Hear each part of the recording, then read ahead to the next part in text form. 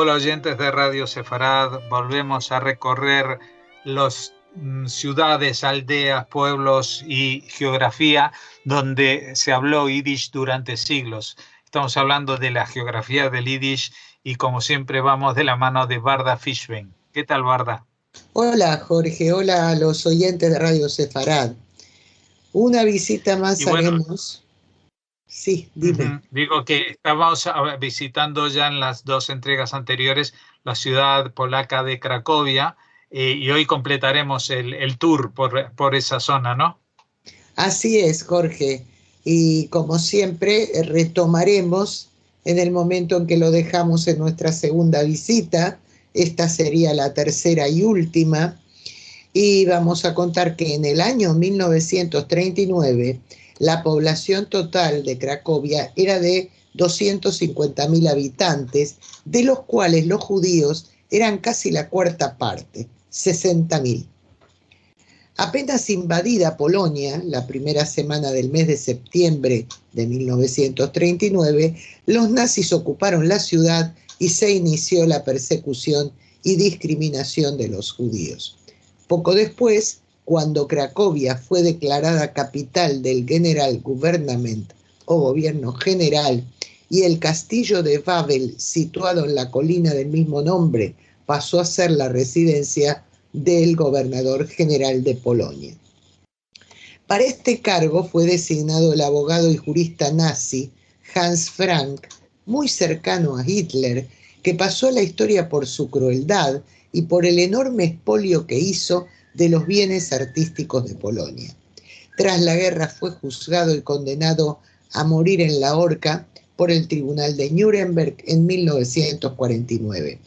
La cárcel local, la conocida como prisión de Montelupich, pasó a ser la sede de la Gestapo, la policía nazi de seguridad.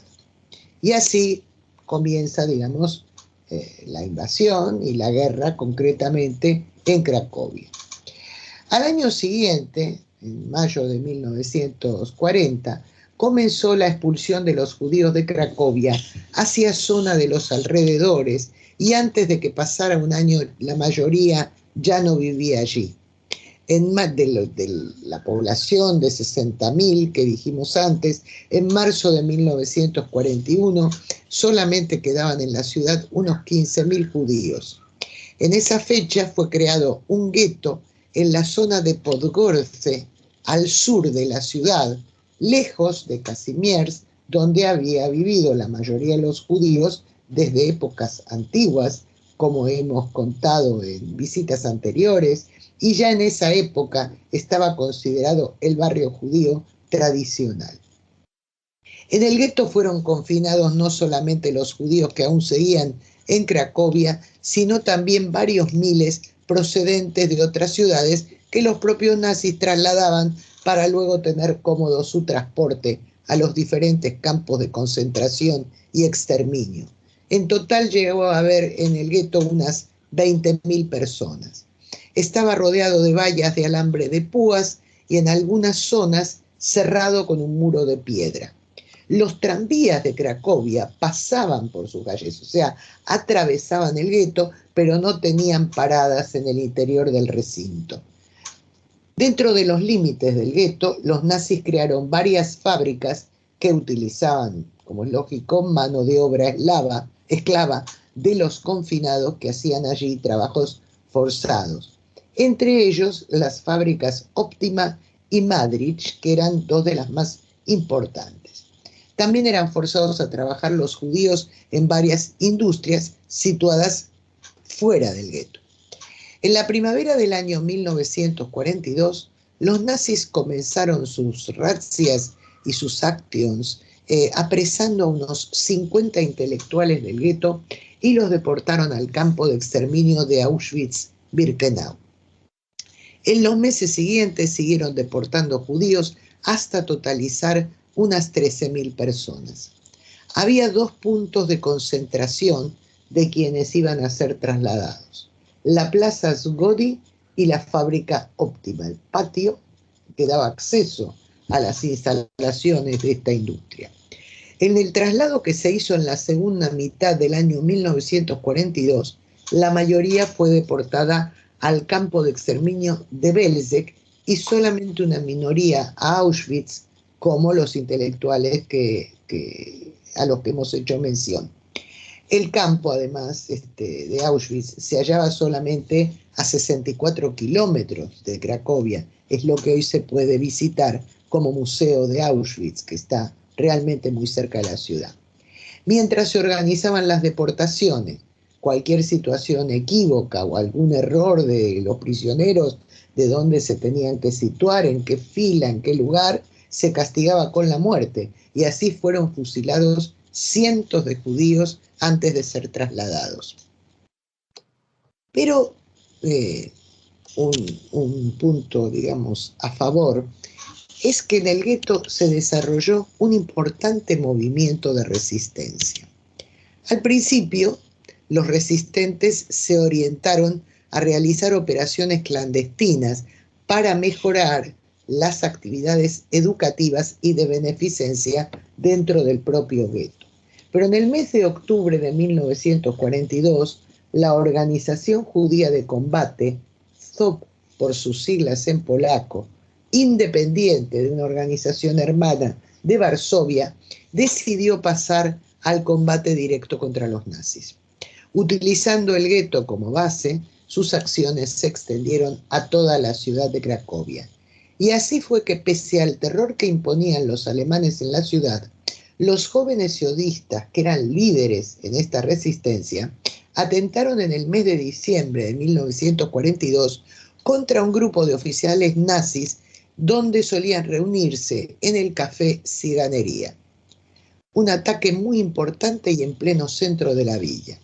Como era de esperar, a este atentado, donde varios fueron heridos y algunos muertos, le siguieron represalias en forma de varias deportaciones masivas a Belzec, que continuaron hasta liquidar el gueto un año después de establecido, en marzo de 1943.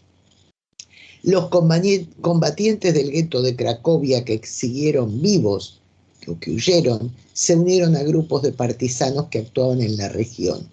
Pero en una serie de acciones contra los alemanes, los resistentes judíos vieron muy diezmadas sus fuerzas a raíz de las bajas que sufrían o de las represalias posteriores, de manera que en el otoño del año siguiente los que quedaban huyeron de Polonia dirigiéndose hacia Eslovaquia y luego a Hungría, donde se sumaron a grupos de la resistencia judía de Budapest. Aún quedaban judíos tras las varias deportaciones que fueron enviados al campo de trabajo de Plaszow, que se había creado también al sur de Cracovia en 1942, el mismo año que el gueto de la ciudad, aunque Plaszow fue declarado campo de concentración recién en 1944. Un buen número de espectadores cinematográficos del mundo pudo ver la recreación de cómo fue liquidado el gueto de Podgorce y cómo vivían los prisioneros del campo de Plaszow en la película de Steven Spielberg titulada La lista de Schindler y basada en la novela del autor australiano Thomas Keneally, Schindler's Ark, en la que se relata cómo el industrial Oskar Schindler, alemán nacido en los Sudetes, rescató a más de 1.000 judíos y los contrató como trabajadores en su fábrica, organizando luego su traslado a Checoslovaquia. El Centro de Administración del Gobierno General de Polonia, dirigido por el ya mencionado Hans Frank, siguió en Cracovia hasta que los nazis se marcharon en enero de 1945, el mismo mes en que las tropas soviéticas liberaron la ciudad. Tras la guerra, fueron muy pocos los judíos nativos que regresaron y la contienda con las pérdidas de tantas vidas judías no alivió las anteriores conflictivas relaciones entre polacos y judíos. Ejemplo de ello es que en el mes de agosto de 1945, pocos meses después de finalizadas las hostilidades, hubo un pogromo en Cracovia en que 5 judíos perdieron la vida, además de varios heridos, pérdida de bienes, etc. Luego, y hasta la década de 1990, la Keilah de la ciudad tuvo muy pocos integrantes. Pero en este decenio 1990 se produjo una recuperación de la vida judía. Se creó el Centro de Cultura Judía, situado en Kazimierz, que desde entonces se ocupa de organizar gran cantidad de eventos públicos, entre ellos el Festival de Cultura Judía Popular, que cada año se realiza en primavera y es muy frecuentado por turistas de los más diversos países. Asimismo, en la Universidad Jagellónica hoy es posible realizar estudios judíos debido a un centro especializado que funciona allí. Muchas sinagogas que quedaron en pie en Kazimierz, aunque estaban dañadas, se fueron restaurando poco a poco, labor que aún se sigue realizando.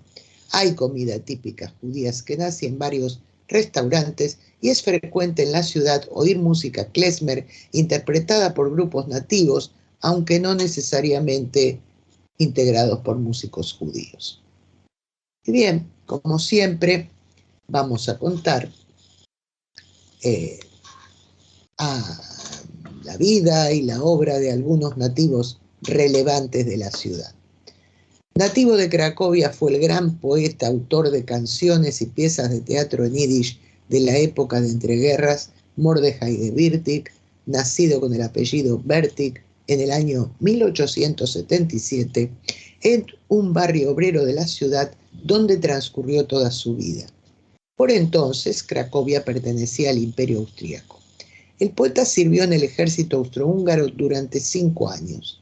Se ganaba la vida como carpintero, aunque su verdadera vocación y oficio era la música y el teatro. Gewirtig pertenecía al Partido Democrático Judío, que tras la Primera Guerra Mundial había surgido como una rama del sindicato socialista Bund. Musicalmente era autodidacta, tocaba la flauta de oído y solía componer interpretando melodías al piano con un solo dedo. En el año 1906 se unió a la troupe de teatro judío amateur de Cracovia, mientras a la vez colaboraba con el órgano oficial de su partido, Der Sozialdemokrat, que es fácil de traducir, el socialdemócrata. Y la materia prima para la creación que utilizó Gewirtig fueron el lenguaje y los temas de la tradición popular, al estilo de los cantores de Brody o de los badhans o animadores de bodas y otras fiestas judías, pero elevándolas a un rango poético de gran profundidad debido a su talento creativo. Su primera colección de poemas fue publicada en 1920 con el título Volksstimmler o Vocecillas del Pueblo. Sus canciones se difundían rápidamente, incluso algunos las consideraban folclore popular de autor anónimo, pese a que las interpretaban actores de teatro muy famosos, incluso en América, como fue el caso de Molly Picon, entre otros. Los temas que escribió y compuso Gewirtig han pervivido hasta hoy y siempre han sido enormemente populares. Entre ellos podemos citar Reisele, Moishele mein Freund, que quiere decir Moishele amigo mío, o Kinderjorn, años de infancia. Pero su canción más famosa es indudablemente Es Brennt, o Está ardiendo, que merece un punto y aparte. Fue escrita en el año 1938, en recuerdo del horrible pogromo ocurrido en el año 1936 en la pequeña aldea de Pritzig, localidad que hemos visitado en la geografía del Yiddish. En la letra, Gewirtig insiste en que los judíos no deben contemplar pasivamente el incendio de su pueblo, sino que deben pasar a la acción y defenderse. La resistencia judía de Cracovia adoptó Brennt como lema durante su lucha clandestina en la Segunda Guerra Mundial. Se cantaba en todos los guetos y campos de concentración y exterminio de la Europa ocupada por los nazis. Y aún en la actualidad, tanto en su versión original en lengua yiddish como en hebreo o en traducciones a diversas lenguas, sigue interpretándose en numerosas conmemoraciones del Holocausto. Los nazis asesinaron a Gewirtig durante una acción en la que fusilaron también a otros judíos, el 4 de junio de 1942, en un cruento episodio que pasó a la historia como Jueves Sangriento. Otro gran artista, en este caso de la pintura, nacido en Cracovia en 1891, fue Moise Kisling. Realizó estudio en la Escuela de Bellas Artes de Cracovia y en el año 1910 emigró a París. Al inicio de la Primera Guerra Mundial sirvió como voluntario en la Legión extranjera francesa y fue herido de gravedad en la batalla del Somme en el año 1915, a raíz de lo cual se le concedió la ciudadanía francesa. Perteneció a la Escuela de París y su estilo fue el expresionismo. En París formó parte de la comunidad artística a la que pertenecieron pintores famosos contemporáneos suyos. También vivió en Céret entre 1911 y 1912, un pueblo de los Pirineos, donde residía una colonia de artistas. Un año más tarde volvió a París y alquiló un estudio en Montparnasse, donde permaneció a lo largo de los siguientes 27 años. El estudio se hallaba en el mismo edificio donde tuvo su estudio otro gran pintor judío, Amedeo Modigliani. Aunque al representar paisajes su estilo era similar al de Chagall, Kissing destacó en la pintura del cuerpo femenino, desnudos y retratos, la mayoría de estilo surrealista, que conquistaron la admiración de crítica y público. En el año 1940 volvió a presentarse voluntario para servir en el ejército francés y fue dado de alta cuando las tropas francesas se entregaron a los alemanes. Kissing entonces emigró a Estados Unidos, donde comenzó exponiendo su obra en Nueva York y Washington, pero vivió en California hasta 1946. Volvió a Francia para instalarse en un pueblecito de la Costa Azul, donde falleció en el año 1953. Por último, merece mencionarse entre los nativos judíos relevantes nacidos en Cracovia al arquitecto israelí Zvi Hecker, nacido en la ciudad en el año 1931. Siendo muy pequeño al estallar la Segunda Guerra Mundial, su familia se trasladó a Samarcanda, pero ya de vuelta Hecker inició estudios de arquitectura en la Universidad Tecnológica de Cracovia hasta que en los primeros años de la década de 1950 emigró a Israel. Allí siguió estudiando en el Instituto Tecnológico y se graduó en 1955. Perteneció al Cuerpo de Ingeniería de Combate de las Fuerzas de Defensa de Israel y al acabar de servir en el ejército abrió un estudio junto a Eldar Sharon, un compañero suyo, y a Alfred Neumann, del que había sido discípulo.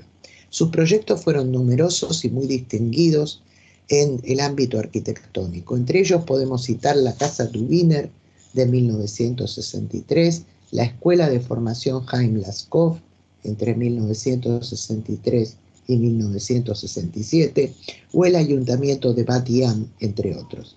Hecker fundó su propio estudio en Berlín en el año 1991 y desde entonces ha proyectado o participado en proyectos para la comunidad judía alemana y otros de tipo internacional. Su obra se basa en la geometría y la simetría, inspirándose a la vez en formas de la naturaleza. Asimismo, ha sido profesor en la Universidad de Artes Aplicadas de Viena y en la Universidad Estatal de Iowa, entre otras. También ha sido coautor de varias obras junto a otros arquitectos. Reside actualmente entre Tel Aviv y Berlín.